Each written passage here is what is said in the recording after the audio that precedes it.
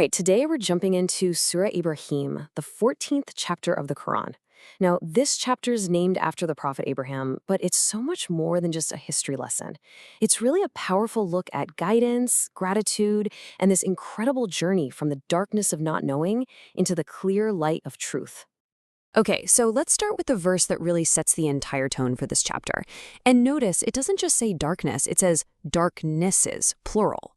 We're talking about all the different kinds of confusion, doubt, and misguidance out there.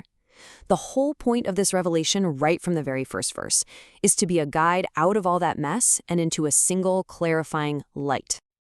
So, you see, the core mission here is all about liberation.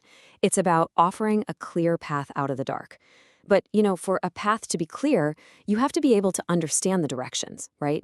So the surah immediately gets into this, tackling the basic challenge of communication. And this is such a fascinating point about making guidance accessible. The message was never meant to be some cryptic, exclusive thing. By sending every messenger to speak the language of their own people, the guidance could actually hit home.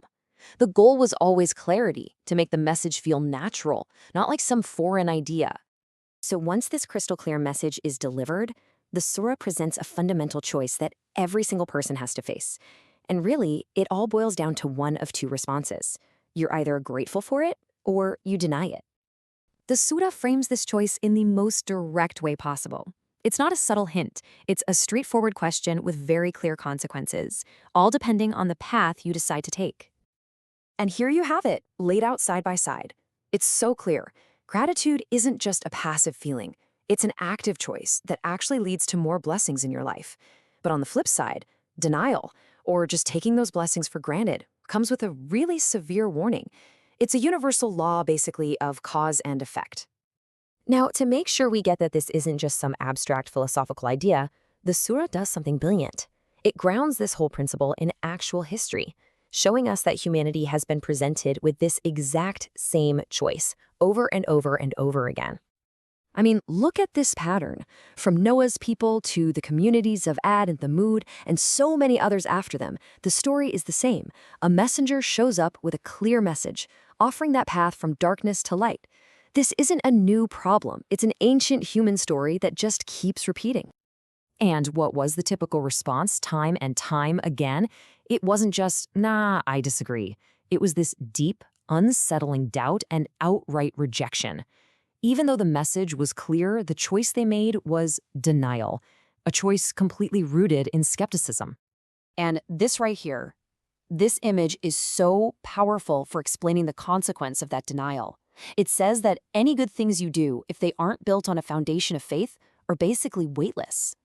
Think about it. It's like your deeds are a pile of ashes. On a really stormy day, one violent gust of wind comes along and poof, it's all scattered. You're left with absolutely nothing to show for it. Okay, so if deeds without faith are like useless ash, what gives them substance? What's the secret ingredient? Well, to answer that, the surah gives us one of the most beautiful and unforgettable parables in the entire Quran. It uses the metaphor of a tree to explain exactly why faith is the foundation that matters. The parable basically asks us to imagine our words and our beliefs as living things. What would a good word, a word of truth, of faith, actually look like if it were a tree? So the good word is stable. It's like a strong, healthy tree. Its roots are dug deep and firm, which means it can't be easily shaken by storms of doubt or hardship. And its branches are reaching high, constantly bearing fruit, benefiting everyone around it.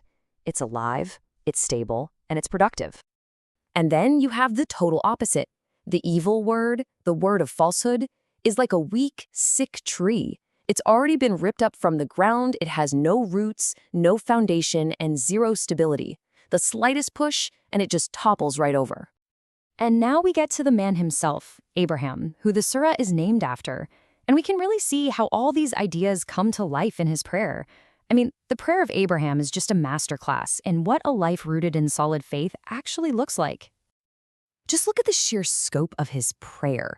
It starts with physical security for his community, then it extends to the spiritual health of his kids and all his future generations. He asks for food, not just for them to survive, but specifically so they can be grateful. And his request for forgiveness is huge. It's for himself, his parents, and all believers. And woven through all of it is this deep, personal feeling of gratitude. Even in his old age, he's taking a moment to acknowledge the blessings he's received, bringing that central theme of the surah full circle. His life is the good tree with firm roots. So after walking us through these historical examples and these powerful metaphors, the surah kind of pulls the camera back one last time to deliver its final message, a warning and a call to all of humanity. This is such a chilling and powerful reminder. Just because there aren't immediate consequences, that should never, ever be mistaken for a lack of accountability. Justice is only delayed, not denied, and it's being saved for a day when the reality of the situation will be absolutely inescapable. And this final verse just ties everything together perfectly.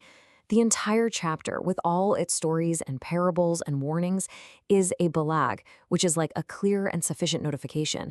Its job is to serve as a warning for everyone, to help people understand the nature of God, and to get those of us who think deeply to stop, reflect, and really take it to heart. So we end right back where we started, with a choice. The surah lays out two paths. One is rooted, stable, and fruitful. The other is shallow, unstable, and ultimately worthless. The question it leaves us with is a really personal one. In our own lives, with our own beliefs and actions, which one are we building?